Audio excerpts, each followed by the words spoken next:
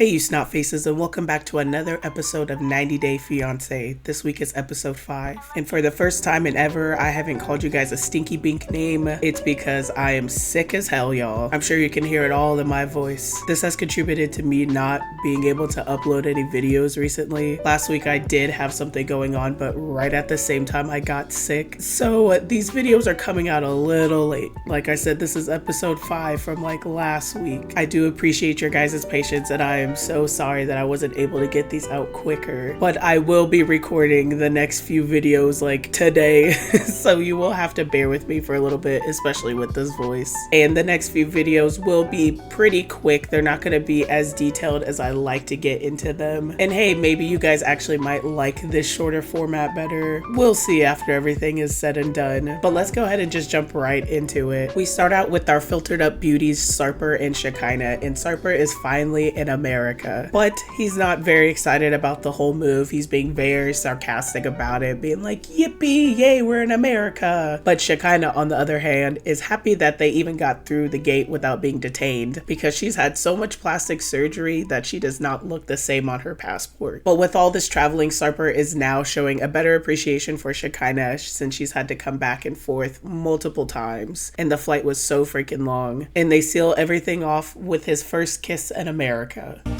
Can I it too? Oh, Lord. But now that they're here, there's still some problems. Shekinah is excited that he's here, but she knows trying to live together is going to be hard, especially with all of his control issues. And now that he's in her turf, she's going to have to take the reins. Now, Sarper and Shekinah start heading home, but before they get there, they have to stop and get their puppies. So they pull up on this really big house. And honestly, I feel bad that Sarper had to experience this before they get to the apartment, because he's like, oh, this is the life, this is LA, baby, I'm a celebrity. But later on, when he gets to his apartment, it's not looking good, bruv.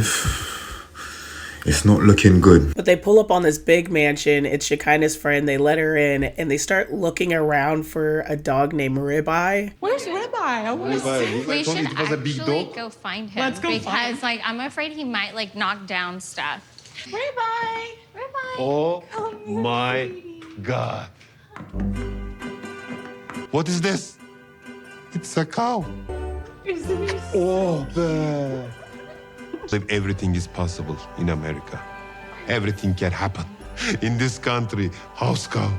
Wow. But they go ahead and get their puppies and head out of there and get to the apartment. And the minute he walks in, that house cow high dissipates. It's gone. Now he walks into the living room, and the living room's not a living room. It's her work area. She has a table set up. She's got everything going on in there. And from there, it just starts going downhill for Sarper. First and foremost, he's like, this area is so small. This place is smaller than my apartment. It says that when they were on video call and he was getting pictures, it just seemed so much bigger. So he's taken aback. And that's not the only problem. Shekinah ends up saying that they can't even use their kitchen. He is not allowed to cook anything, not make anything in that kitchen, because she doesn't want it to smell weird for her clients. So the only way that they're eating is going out and eating, going by prepackaged foods. He can't use that kitchen whatsoever. Isn't this your guys' house? How are you gonna tell somebody that they can't make food in their own home? Like, that is crazy to me. And if you have all this money for surgery and outside food, why aren't you getting a bigger place? And he's like, what is this place, a hotel? Actually, never mind. A hotel would be bigger than this. It would be better than this. I'd actually be able to cook in my hotel. And then Shekinah drops another freaking bomb and is like, listen, Sarper, when my clients come over, you's gots to go. You cannot be here. You can't even be in the room zip zap quiet. Like, you have to leave. Where is he gonna go? He has no family, no friends, no job, he doesn't know where he's at. So you're just gonna be like, all right, scoot on out the house. Like, that is crazy to me. And Sarper's not very happy about any of this. He says that if he was just visiting, it would be one thing, but this is supposed to be his new home. And the messed up thing was, she didn't tell him any of this before he got there. And he thinks that it's very unfair, which it is. Like, why wouldn't she at least tell him, you know? Now we go over to Stevie and Maddie, and it is time for Maddie to meet Stevie's dad. And of course, he's nervous, especially since Stevie just told him that she didn't tell her dad about him whatsoever until he got down there. So now he's like, I'm having to introduce myself as your fiance that he knew nothing about. So when they pull up, he sits in the car just for a little bit to try to get his bearings. And Stevie's like, oh yeah, he's just a little bit nervous. And her dad is like, yeah, he should be. But Maddie sucks it up. He gets out of that car and immediately he's like, I am in a horror movie. I'm the only person of color walking up on this creepy campfire. There was axes and saws just laid around the circle. He's like, I'm about to get murdered out here. But they all get introduced and they sit around this fire, and the brother is the person that breaks the silence, just asking him how he likes America and how different it is in Iran. But Maddie just starts explaining how everything is just so different, and the dad just starts putting in his two-piece about everything, being like, yeah, your country's isolated. You don't know nothing about us Americans. I turn on the news every day and all I see is you guys out there screaming death to Americans. You're not like that, are you? A lot going on now, tension between the U.S. and Iran. I mean, there's a lot of rules there. I mean, they know they have a lot of harder standards for women over there. Yeah, exactly. Like the way they wear clothes and all. Like property. We just have to rule over her, and she has to ask you every time she starts to leave. Women are not properties. Yeah. Is anybody hungry or?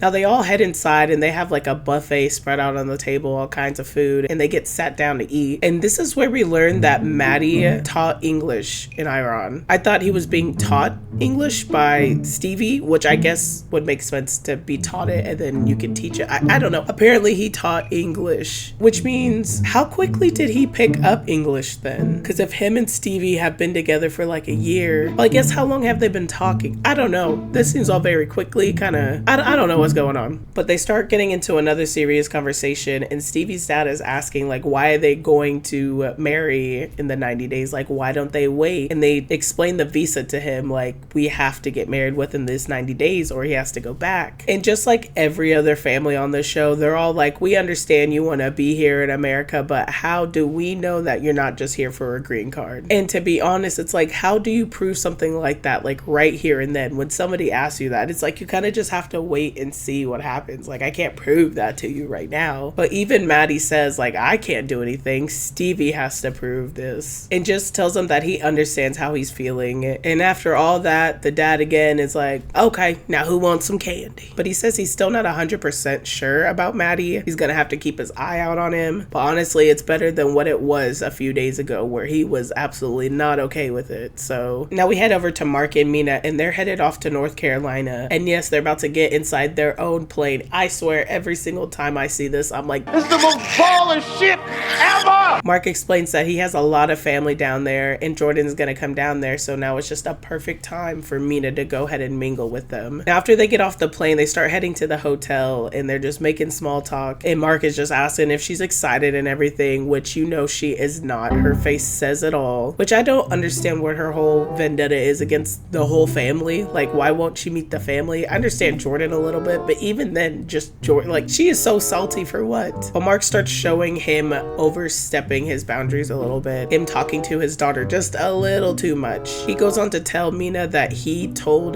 Jordan about the jacuzzi night, about the whole argument, which I don't understand why you're involving your kid that much, especially with your kid that does not like Mina at all in the first place. All you're doing is feeding that fire. But Mina understandably is upset. She's like, why would you go talk to your daughter about that? Like, that does not make any sense. And the only thing this guy has to say is, well, I'm stupid. Yep. But one thing that I think about Mina, which I think I said last episode, I feel like Mina is trying to separate him from his old family so much, because she goes on to say that all of this is his problems and that they are engaged now, and that family was his family and this is his new family, and that family comes after. And it's like, girl, no, it's all of his family. I understand now you're a different branch. You also have your own family, but when you decided to marry a man in his 50s with a whole ass family already, you can't expect to come in and just be like, all right, snip it, and now we're starting a whole new family. Like, no, you decided to come into this family. But he's just straight up with her like, listen, that's my daughter. I'm gonna keep talking to my daughter. Which I understand, yes, keep having a relationship with your daughter, but also stop telling your daughter about your relationship. That's where he's pushing it. But they get to the hotel and they're getting ready to go see Jordan, and Mark is very insistent on her picking up the pace so they can get there on time. And the whole time Mina is just joking about taking her sweet time and talking about dressing all sexy just to piss off Jordan. And again, why are you fueling the fire? And he's like, fuck you dressing sexy, you being late is what's gonna piss her off, come on woman. Which this goes back to, in the first episode they explained that the very first time, or the only time, that Mina met the family, she had a baptism for Maria and was 3 hours late to the baptism. Personally, me, if I was Jordan, I would be freaking pissed off too about that, because like, who shows up late as hell to their own kid's event in the first place anyway? Like, that is crazy to me. And then on top of that, you're here to meet your new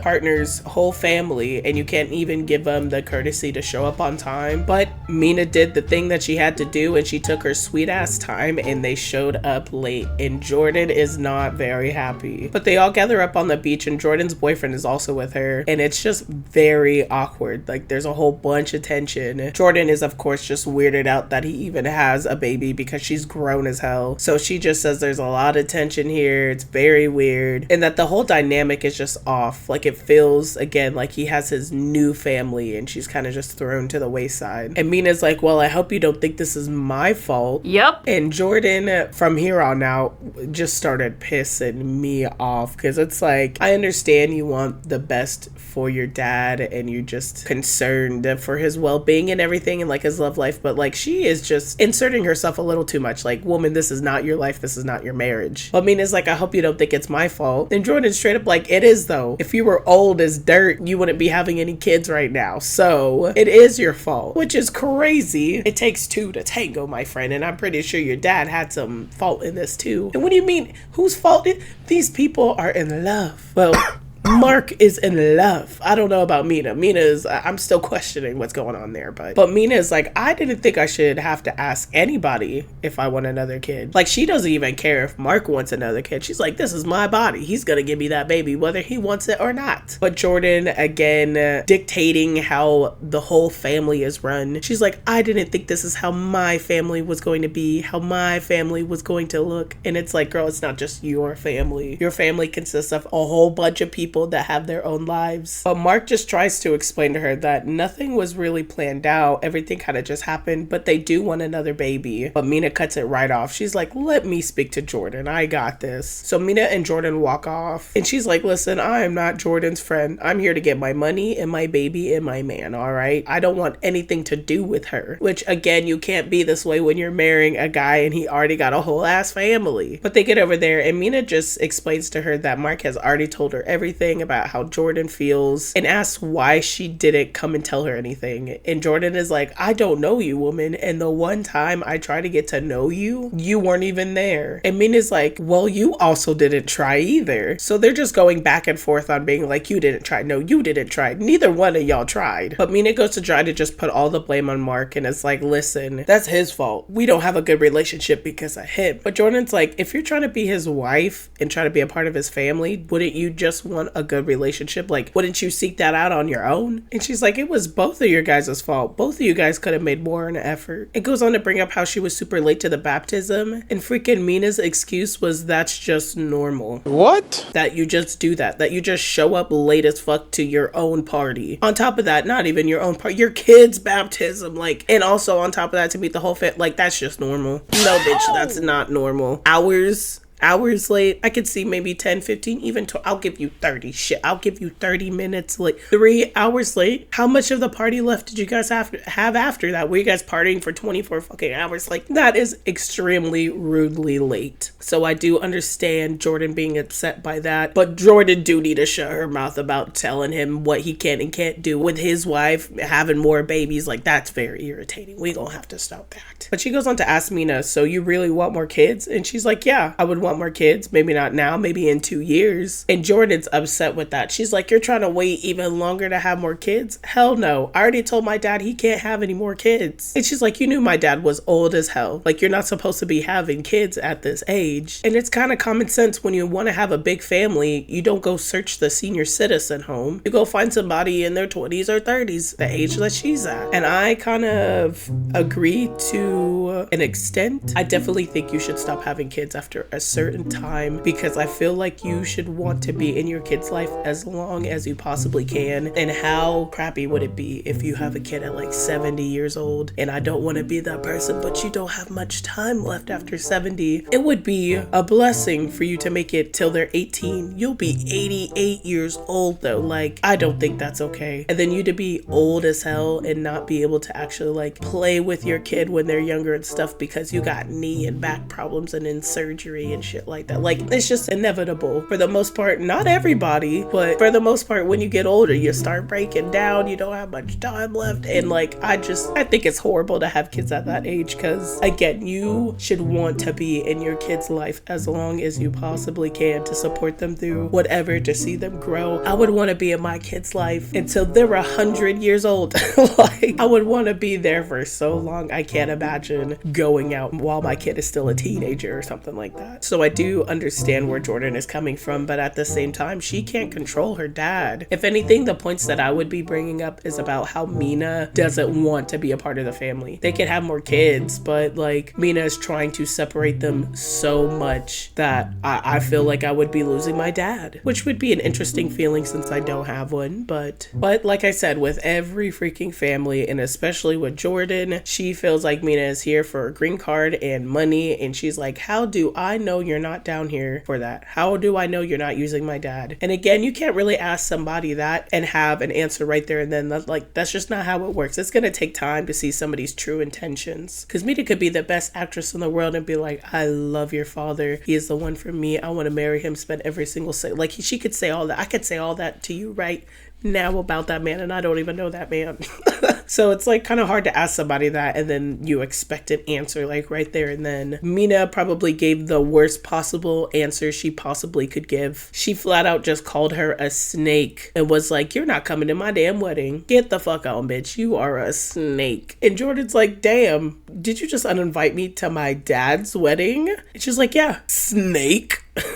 Now we get to the threple, and they are waking up from the next night, and they have the worst shots of the worst and poorly placed lingerie hanging from the lamp all over the floor. Like, the producers really came in to do all that, had to set it up before this. That is just, come on, man. But Ani says she is just so ecstatic to be with them too. It feels so good. But last night when they went to go hit the boom chicka pow wow, Amani felt sick. So her and Matt decided to get it on by themselves. And we all know that is gonna be a big problem. But they all get packed up and start heading off to their next spot. And Amani is just explaining everything that they're about to get into. Starting out with getting to know each other, spending time with each other. Then after that, going to see her family. And Ani is starting to look a bit nervous, and she tells them, I'm kind of scared. And Amani's like, why? What's up? What were you so nervous about? And the only thing Amani could say is, I don't know. What do you mean you don't know? Something's up. And Amani could tell that too. So she's like, what do your friends and family really know about us? And Ani comes out and says that nobody really knows about Amani. They know about her, but they think that she's just a friend. And they think that Ani and Matt are together. That Matt is her boyfriend, and Amani kind of just tagged along because she's a friend. So Amani is like, oh, speaking of, I keep hearing Matt say Amini, but I swear I heard also Amani, her call herself Amani. So which is it? Is Amani, is it Amini? Does he say Amini to make it like a nickname or something? Anyway, I'm gonna keep saying Amani because I swear that's what her name is. But Ani just explains that her family has seen pictures of them and everything, but they think that Amani, again, is just like a friend that's just been tagging along. So now Amani's like, damn, I'm a fucking third wheel now? So she's like, what are you gonna do? Like, we literally came down here to propose to you. Do I just pretend to be your friend and not say anything? But Ani promises that she will tell her family that they are together, but that it's gonna be weird weird. Not that she has a girlfriend, but that she is with 3 people. And she's especially nervous because her family is Catholic, so she feels like once she shares this news that they're gonna cut her off and she's gonna lose her family. But she goes on to explain to them that not everybody understands their situation. And Amani tells her that we're all making sacrifices here, and tells her that it's time for her to tell her family the truth. And then goes on to say, which again I already knew, but just hearing it in like just said out loud in this order was just like really weird. She's like, we're going through all this and they don't know, but we're about to go home, get divorced, and plan a wedding. And is just wondering if she's not taking anything seriously. So it's still so weird that they're literally about to divorce and they've been together for 10 years, have kids and everything, and they're about to divorce for this girl that they barely know. I understand the schmecks be schmexing. I'm sure they be getting it on, but I don't think it's worth it. I really don't. But they all arrive at this hotel and it is so freaking cute. Like, I would love to stay here. I swear, all these little rooms and resorts and stuff that they be going to on the show, I'd be so goddamn jealous, I swear to God. But they all get cozied up in the jacuzzi and they're all loving on Matt, and out pops up some news, and Ani, she straight up is like, yo, I fucked your man last night while you're sleeping. Beautiful places, I love this. Beautiful place, beautiful people. Beautiful, very handsome. He's shy. Yesterday, when just leave, he had with me. I have much more respect for you telling me that. And you didn't even tell me. I don't think anyone was hiding it from you, you know? I don't think that was... It doesn't matter, she still said something about it. For you to come tell me, like, hey, is it okay if I do this? I would have said it's okay. Is it cool or is it not cool? Fuck no, baby! All right, let's just end this. If you guys are all supposed to be together and this is like an equal thing, why does it matter who tells what? Like, if he told you first, would you have not been big trip? I feel like she's just tripping because she just don't want her to touch him without her. This is getting fucking confusing, but you know what I'm saying. She's just being hella jealous right now. And she even goes on to say that if they asked, she would have been cool with it. Why do they have to ask? You guys are already all in a fucking relationship. You're literally getting divorced to marry this bitch. What do you mean? Why do they have to ask you? When Matt and Amani do it, do they have to tell Ani? Because I guarantee you they've been fucking back at home and they probably never told Ani. So I feel like they want to bring Ani into this relationship so bad as like an equal, as a partner, but they are treating her as an attachment and accessory to their marriage. And now Matt is just feeling ganged up on. He's like, the fact that Ani just blurted that out and now Amani's pissed off. He's like, listen, what is happening? Now we go over to Aaliyah and Sean, and as we all know, Aaliyah got approved. But she said the whole process was very comforting. Everybody was very nice to her. They even changed her pronouns and called her by Aaliyah. So she was just very happy about the whole situation. So right when she gets out, she goes off and calls Sean and lets him know the news. Now on the other end, Sean goes to meet his mom and lets his mom know everything about Aaliyah and that she's coming down. His mom already knew about Aaliyah and is the only person that knows that Aaliyah used to be Douglas. And in fact, she's probably the only person that even knows about Aaliyah other than a couple of friends. We end up finding out that he's been hiding Aaliyah from his kids. They know nothing about her. And so the mom is just asking him, like, what are you gonna do? She's about to be here. Like, you haven't said anything to your kids. And his excuse for not saying anything is because it was just too difficult to explain. Douglas being Aaliyah now, and him even marrying somebody from a different country, marrying somebody that's way younger than he is. Him and Aaliyah used to be on and off a lot. Everybody knows him as gay, but now he's about to marry a woman. So there's just so much to explain to people that he just decided not to explain it. Just not say anything about it at all. And the mom, she seems like a sweetheart, but she says that she hopes everything goes well for him and that the family understands, but she knows especially his kids cause a bit of a drama. So she's scared that they're not going to be very happy about this situation. Now we go over back to Aaliyah, and Aaliyah is meeting up with her mom for the last time. And Aaliyah starts sharing her feelings about how Sean has not told anybody about her, which thankfully she at least Grace knows compared to Stevie and Maddie, where Stevie just dropped a bomb on Maddie. But Aaliyah knows that she has been being hidden and she's not very comfortable about the whole thing. And that they've been together for 3 years, and the fact that she has yet to be brought up still, she's just insecure about the whole situation. And her mom feels exactly the same way. She feels that Sean might be ashamed of Aaliyah and that's why he's hiding her. But Aaliyah is ready to pack up and move to her new life, but she will always have this wondering thought in the back of her mind if Sean is actually ready to commit. Now we head over to Juan and Megan, and they are still in the bar, and Megan is still questioning him about that night. And he tells her the truth, that he went and slept with that girl. And Megan is in tears. She is bawling. She just found out that she got cheated on. And she's just asking him why would he do this to her. And he's like, well, listen, I'm human. I got lonely. And the other friend is like, well, how many times are you going to be human? For the rest of his life? What?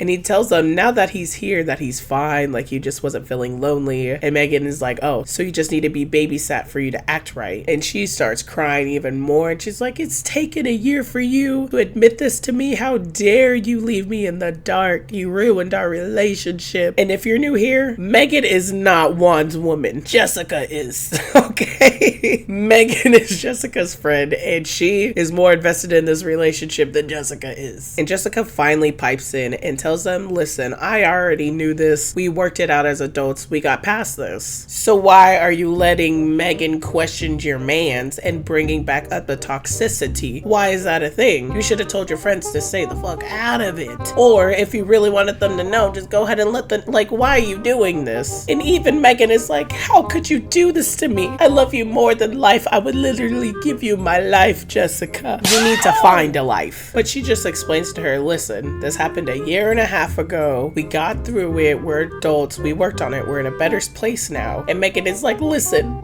I will never forget. I never forgot. And she's like, yeah, I know. I get it. I understand. But we got through it. So you're good. And she even tries to smooth out the situation by being like, listen, I went through the same situation too. When he was feeling lonely, I was feeling lonely. And Megan is like, well, you didn't cross that line. So now I'm like, oh, damn. Was she talking to somebody else too? Did she have another man's up in her house? Obviously, you and I have talked about this. Like, at that time, I was not in my best place either. And I've told you that. Like, I found myself crossed that line. He even asked me about that guy. Like, do you have feelings for this guy? I mean, he was your ex-boyfriend. But What? yeah. Megan just wanted to stir the pot and hurt Juan the way Juan hurt Megan. Oh, you guys didn't cross the line, but it was your ex. Why'd you have to bring that up? So now Juan is like, wait a minute, you was fucking around with your ex-boyfriend? And she's like, I told you this. And he's like, no, you didn't. Yeah, I did. No, you didn't. Yeah, I did. No, you did not. And now he's sitting there with questions swirling around his head. He's like, she never told me it was an ex. Oh my God, she cheated on me. But Juan and Jessica go ahead and decide to leave, and Juan is still stuck on the boyfriend thing. And Jessica is insistent on that she did tell Juan about it being her ex-boyfriend. And now Juan is using this to his advantage. He's like, you didn't tell me it was your ex. You guys been grilling me, making me feel like a bad guy, and you do this to me? And she's like, but I didn't cheat though. I didn't do what you did. Like, I just had him come over. And Juan starts saying some weird shady stuff. He's like, well, next time I'm in Colombia, I'm just gonna invite my girlfriend. And I understand that he was saying this stuff to be crappy, but at the same time, why would you say that? I'm just gonna invite my ex-girlfriend over when I go back to Colombia. Like, and he says he would have been fine if it was just a rando, because it would have just been another random connection, but now it's an emotional connection. It would have been an emotional connection either way, because that's what she was doing, was being lonely and was finding some emotional connection from somebody else. Like, I understand it being an ex, a little bit more emotion, but at the same time, she still did what she did, and you guys worked through it, so I don't understand. He again is using this to milk it, to make it seem like what he did wasn't that bad. And now he starts grilling her. He's like, were you guys at home? What time was it? Were the kids there? What were you watching? Did you eat? Like, he just keeps asking questions. But she goes on just to reassure him that nothing happened. But Guy doesn't again where he's like, I'm just gonna invite my ex-girlfriend over and we're just gonna watch some TV late at night. And it's like, bro, what is wrong with you? And she even points out that he's just being a hypocrite, that he physically cheated and he did something so bad, now he's trying to grasp onto straws to make it seem like she's in the wrong, that she's a bad guy. So they're not in a good spot whatsoever. And she's like, listen, I want to let you know that I love you and I care about you. And this guy straight up like, thanks for that, but fuck you. And now she's like, well, fuck, you just got here, so I don't know what the situation is, but I guess we're just gonna keep riding it out. And that was the end of episode 5. And again, I am so sorry that it was this late, but hey, at least I'm here. And next week, well, technically this week, hopefully my video also comes out this week, we get to see more of Greg and Joan. I swear that's all I come here for. Realistically, what is the next step here? Are you gonna take a standard job, try to move out of your parents' house? I mean, obviously we're gonna push towards getting our own place. Well, I don't want to rent. I thought maybe in 6 months we'll be moving out to mommy's house. I'm hoping, you know, maybe a year and a half, 2 years. 2 years before we get our own place. Had I known, I think I would have to reconsider my decision to come here. Now, if you guys are willing to continue hearing me cough up some mucus, go ahead and hit that like and subscribe because the next few videos will be boogery as hell. But as always, thank you guys for coming and watching. It's always appreciated. You guys have a beautiful day. Bye.